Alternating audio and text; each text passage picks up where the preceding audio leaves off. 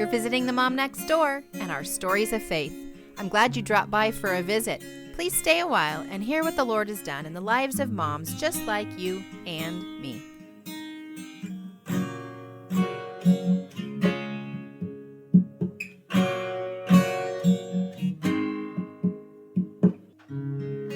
Well, I'm having fun here visiting with my new friend Meredith, who I met on a Sunday after church. And she's just going to jump in and introduce herself and tell a little bit about her story. And I cannot wait to hear it myself. Thanks for having me. My name is Meredith Vaughn, and I am the wife of Brian. We have been married for 23 years.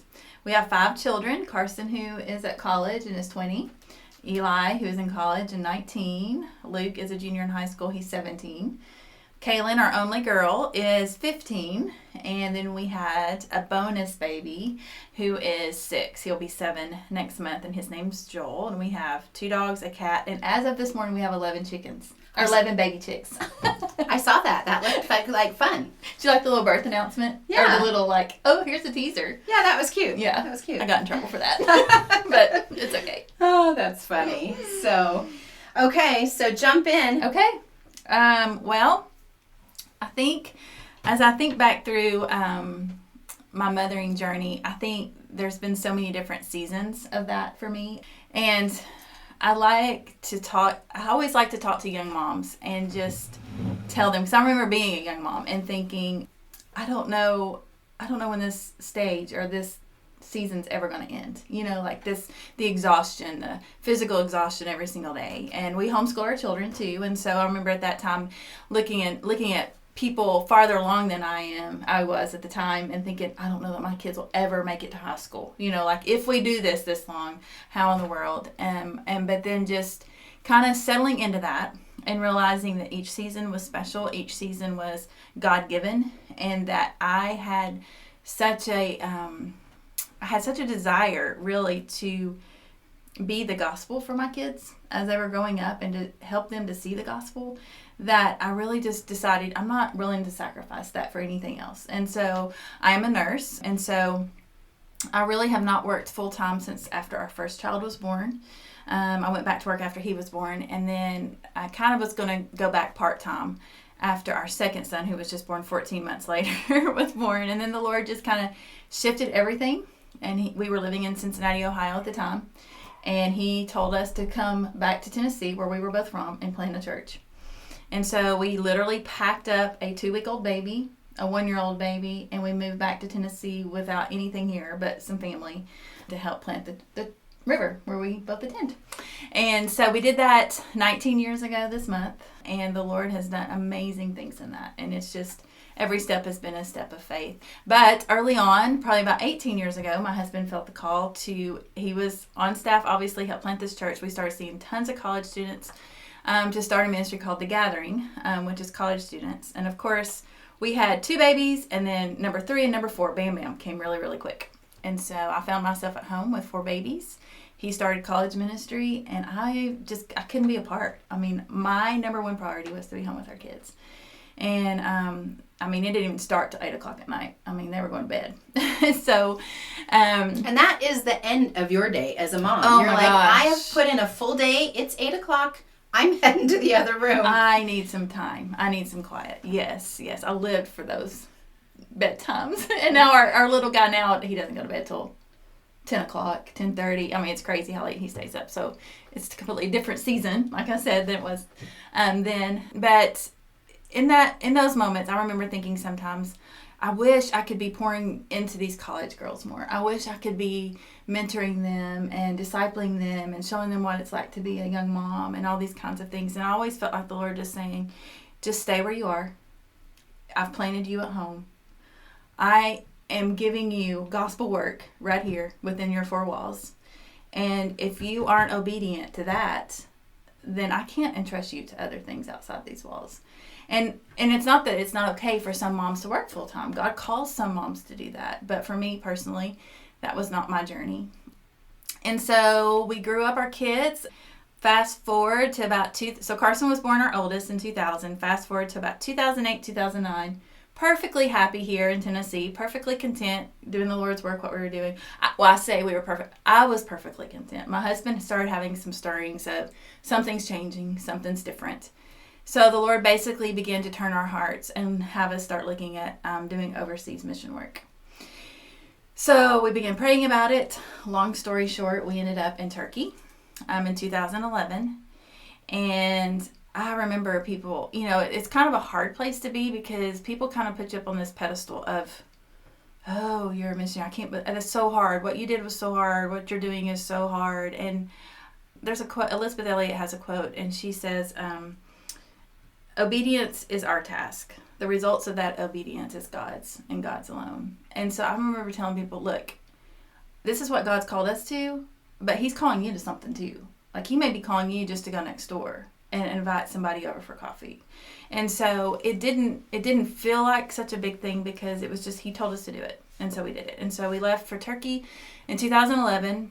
And man, I remember the Lord working in my heart and having to tell me before we left, this is more about your kids and what I'm going to do in your kids than it is about what I'm going to do in you or through you. And so I remember, because it was so hard for me to say, Lord, how am I going to pack up my kids and move them away from their grandparents, away, they're the only grandkids on one side, like how are you calling us to do this? I don't know how we're going to do this. But it was just that stepping out in obedience every single time and the Lord meeting us in those places. And so we get to Turkey. My husband and I needed to be in full-time language learning. We had only homeschooled up to that point, and we were expected to put our kids in school. And so I remember standing at the window and crying when they left that first day of school and thinking, Lord, this is too hard. This is just too hard. We taught them how to say bathroom and water that morning before they left for school. And we just sent them into this, 99.9% Muslim culture and just prayed blessings and protection over them. And I remember the Lord speaking to me then and saying, I love them more than you do. I've got this. They're going to be fine. And again, I'm going to do something in them through this. Was it a mission school or was it just the Turkish school? It was a private Turkish school. Mm-hmm. Okay. Thankfully, it was a private school and not a national school because they were so overcrowded. And really none of them in our city wanted us there.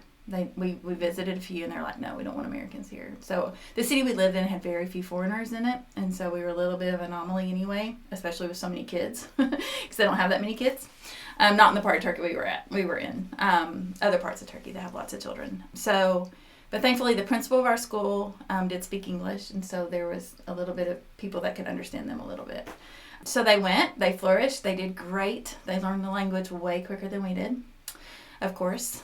And then there's a whole lot in there I could share about the Lord meeting us and just what he showed us. And that's another whole podcast, I feel like. But then in 2014, my dad got sick and passed away while we were on the field. Thankfully, the Lord allowed us to be here for that. But it was still a very, very, very rough time for us. And then in that same year, it was when our bonus baby was born. So it was like all those stresses of new baby, a loss in the family, living in a foreign country. I mean, our levels of stress were so high, good things and bad things, but it was a rough year. And then in 2016, God said, it was 2015 really. He said, it's time to come home. And we didn't know what that looked like and what that meant. So full circle, back around to early days of our church, early days of college ministry. We come back, we are sitting in the Toronto airport. It's our last leg of our flight with all these kids, all these bags, waiting to come back to America with nothing on our plates as far as what we were going to do when we got here. We just knew we wanted to land back in the same town because we had community here. And we get back, or we're in the Toronto airport, our pastor calls us and says, hey, we need some help with college ministry. Can you come help us? Would you be willing to work part-time? And of course, we didn't have any jobs, so my husband was like, of course. I would love to do that. And so he started, and it was probably within 3 months, he was back full-time staff, back on the elder team, back doing all the things. We kind of just walked back into our old lives. And like I said earlier, I'm a nurse, and so I work at the Cookeville Pregnancy Clinic here. I do ultrasounds, and I work 1 day a week. But my director had found out that we were back in town, and so she gave me my old job back. And so we kind of just walked back in our old life, which was great and hard all at the same time. But the Lord was just so gracious to us in that. And then in the process of coming back to college ministry, of course, now my baby is 3, and I get to be by Brian's side and discipling and mentoring and helping college women or young adults along the way as far as what it means to be a follower of Jesus and live life. So that's where we are. Okay. Let's see, that was a whole lot of introduction and trying to figure that out.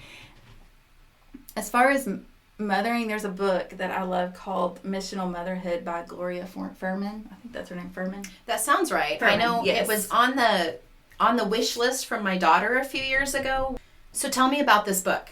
Okay, so I don't even know how old this book is, but she talks, first of all, as far as like how God has created us as women to be mothers. But it's not just mothering our children. It's also mothering other people. It even talks about mothering the nations, like going and, sharing the gospel with people from other nationalities. So it's a broad like view of mothering and what God has intended for us. And for me, a lot of it, I think, goes back to my own family and my own kids, but also now spills over into these 100+ college students that we are ministering to and ministering with alongside and mothering them. And I mean, there's been so many times we've been doing this now for 3.5 years, that I have said, I'm so, it really just saddens me and breaks my heart to see how many of these kids have never had a biblical example of marriage, parenting, what it looks like. And so really we're just living our lives out in front of them, and because it's the right way, so many of them are like, can you tell us how to do this? We've never seen this before. And so it's just a sweet way that God has brought my whole mothering journey now into this new place. But I do think, I mentioned earlier about those early days of having littles at home, and I know how lonely and hard those days can be and physically exhausting. But I think that we as moms, especially in those early years, are really, I guess, responsible for the seed formation in our children of the gospel, and that we can't expect it to be left up to other people to do that. And so I have really felt a need to encourage and, I don't know, just pour into young moms as well. I don't have as very much time to do that these days with all these young college women, but at the same time, I feel like that can bleed over into their mothering later on as we do their premarital counseling and that kind of thing. But I just want to tell moms that, this work that you're doing at home, it's hard and it's holy work. Mm-hmm. And don't always be wishing for something else. Don't always be looking outside your walls. We look at, and I can speak to that because I've been on the mission field. I've taken that call and done that. But I can honestly say, too, there's nothing more rewarding than seeing my own kids live out the fruit of their salvation and see them grow into that, And like I said before, the obedience is our task and God's responsible for the results. And so, are you going to say something? Yeah, I was thinking about your bonus baby. My bonus baby. Because it's interesting. God gave you this bonus baby at that time. And so for the last 3.5 years, you have been able to model parenting to these young women accidentally. It's kind of like if you don't know how to be a mother, you don't know how many of these young ladies are watching you interact with little man, and they're seeing that and they're taking notes. So you really are mentoring moms before they're moms. That's true. That is true. Yeah. And it's funny because we laugh and kind of joke and say he broke the mold, because we laugh. We say we knew a lot about parenting until Joel came along. Yeah. But partially there were 8 years. There was 8 years between our youngest of the first 4 and him. And so we'd forgotten. It was like being new parents all over again, for one. But then he had 6 parents instead of 2 parents because his 4 siblings parented him too. And so he's an interesting bird. He hangs out with college kids all the time, and so his siblings they're older and he doesn't have a lot of little people interaction. He's a big person in a little person body, but anyway, and I remember when we found out we were pregnant with him and we were living overseas and he was actually born in Turkey. Remembering thinking, Lord, you're so sweet, because that was the year I lost my dad. and in a year of such tremendous grief was this sweet bundle of joy that was my gift. I mean, I really feel like brought me through some of those hardest days after my dad died, of living over there and just being like, I don't know what I would do if I didn't have you to care for. You know, not that my other kids didn't need me, but it's so different than a newborn care, you know, and just having that sweet baby in my arms and then being reminded of this is good work. This is such good work. And I don't always want to be looking outside for the work that God's called me to do. Yeah, those babies, I think that they fulfill a different cuddle need too. You Oh, know, when such a your cuddle need. big boys get to be muscles and no, Mom, I really don't want to sit next to you on the couch that close. It's kind of nice to have a baby to be able to cuddle. Yes, it is. Something else in this Missional Motherhood book, I wrote down a quote here, and it says, Missional motherhood is a walk of faith where the weak, which is all of us, must keep before them the scenic view of the cross. Our missional motherhood is not about what we do or don't put into our bodies or our homes, which, you know, golly, mom shaming is such a thing. But by living I can't even read my own writing, by every word that proceeds from the mouth of God and bearing spiritual fruit that testifies to the reality of the gospel. And I think about that. And like I said, the fruits of gospel-centered parenting is, one, it's so countercultural.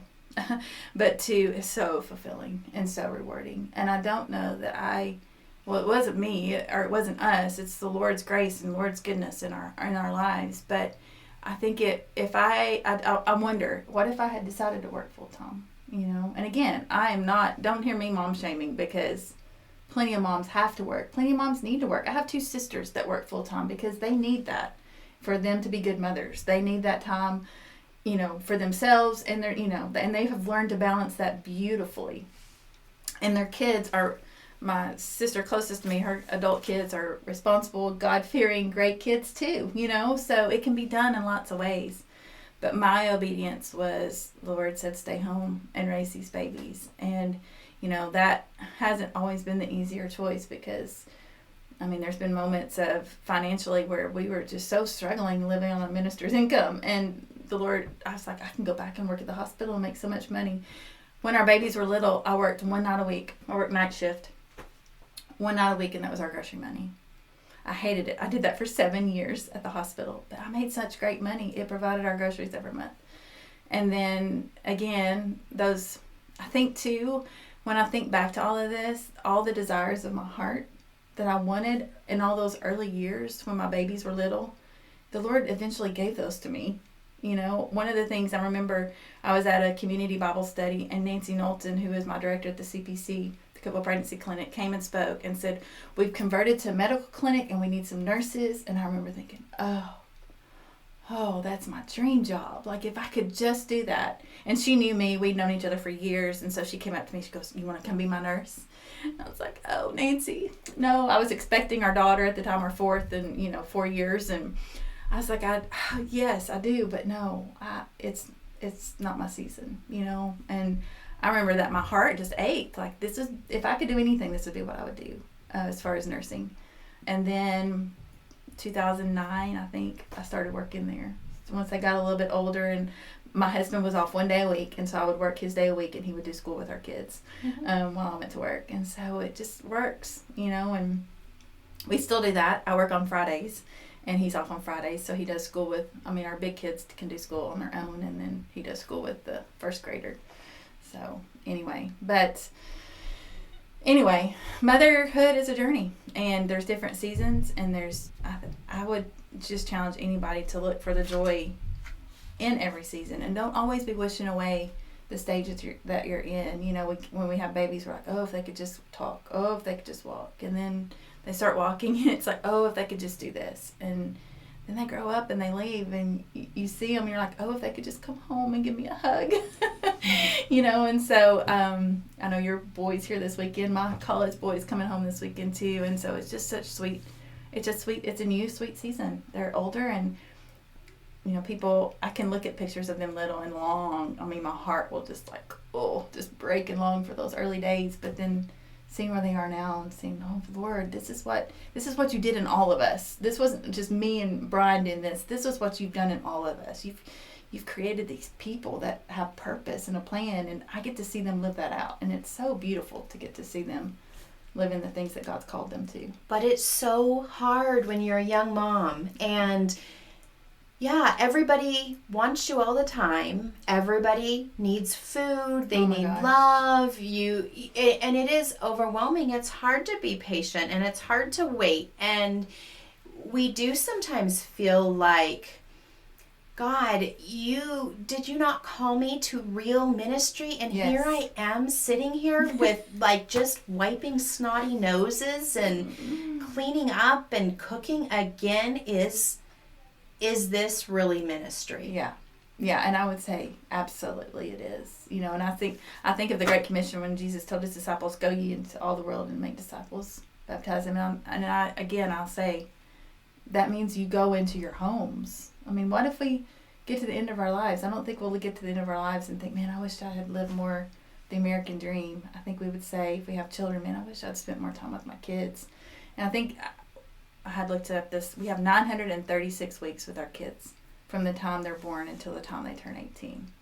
It's not really that much time in our lifetime when you think about it.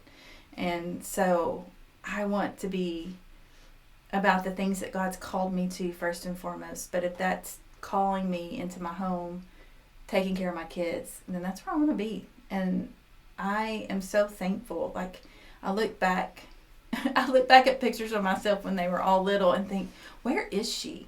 Like, where is that mom? Of course, that was 15 years ago, you know, and so I'm a lot older. And my poor little 6-year-old, I think sometimes he's getting the raw end of the deal. His mama's tired. His mama's old, you know, and I tell his siblings often, hey, you're going to have to come back and help us raise him because mom and daddy's tired. But I look back at those pictures too and just think, you know, I'm so thankful. I'm so thankful that I had that time. I'm so thankful that I didn't listen to the call of, I don't know, materialism, the call of, hey, we don't have this, and you could buy a nicer car if you worked a little more, or you could do this to your house if you worked a little more, or like you said, even the good things like, man, I thought God called me into this ministry, and I have so much to offer in this place, you know, or in this thing, and realizing, no, God's called me here. But like you said, yeah, sometimes when you're in the throes of it, it's like, you know, I just want to get these kids bathed and in bed and have some downtime for me. And, you know, you're just exhausted. I think sometimes it's really easy to see the lure of ministry. I mean, we're doing this for Jesus. Yes. We're in this ministry. And I think we as moms can be involved in ministry, but I don't think we can abandon the home front. No. And I think sometimes we all need to stop actually and just evaluate, is what I am doing right now, that's good, just doing, I don't know, how do I do both? How do I be in ministry and also raise my children? How can I integrate those two? Because God did not give you this child separately. He gave them to you as part of your ministry. So, I mean, I really think, you know, little Joel, he's not in, you've got the ministry and then you have Joel. He's part of your ministry, you know.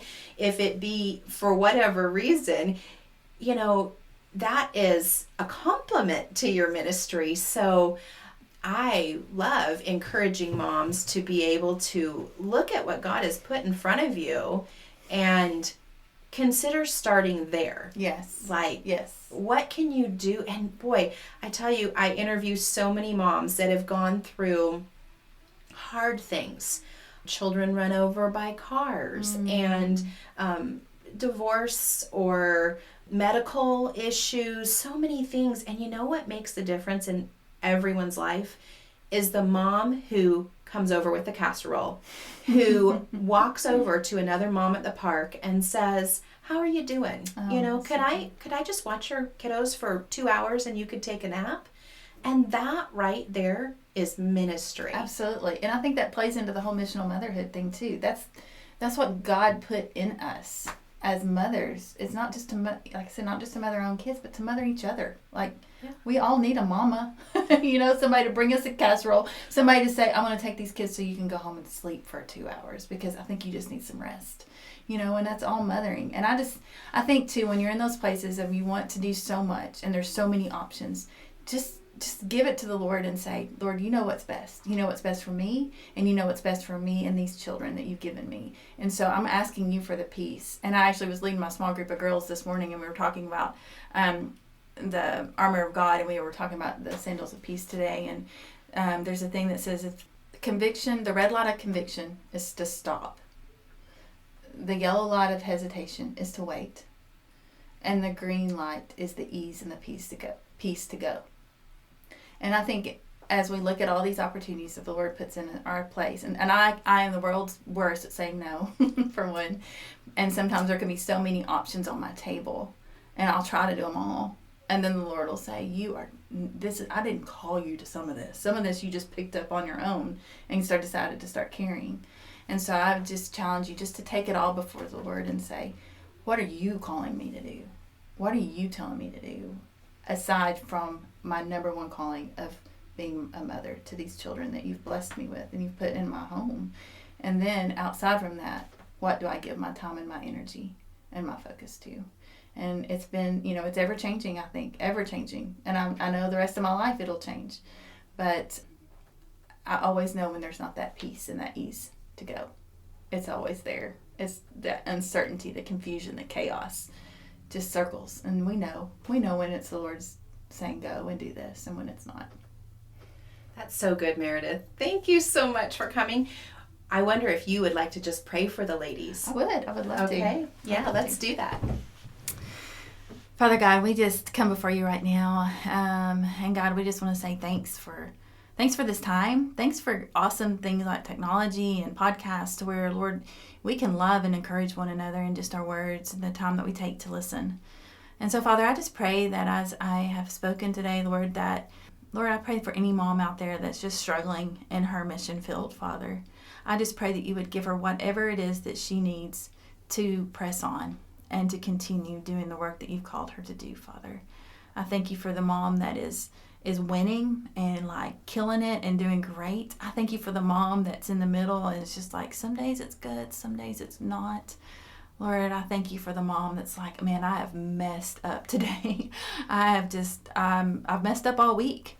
And Father, we thank you that your word says that, Lord, your faithfulness, your goodness, Lord, it's new every single morning. Your mercies are new every single morning. And so, Father, I pray for all of those mamas out there, no matter where they are, Lord, that you give them whatever it is that they need to move forward and to keep going.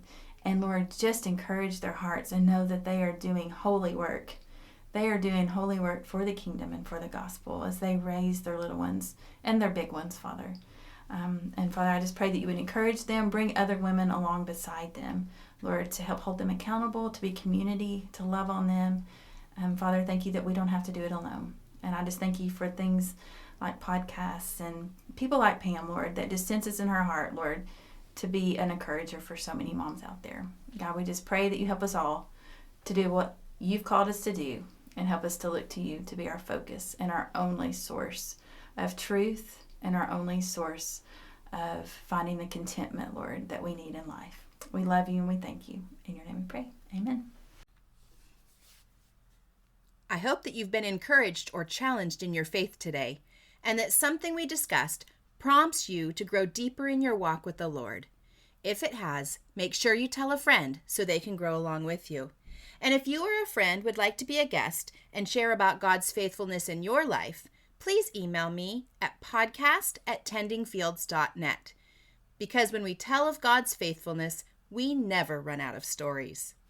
Whatever is true.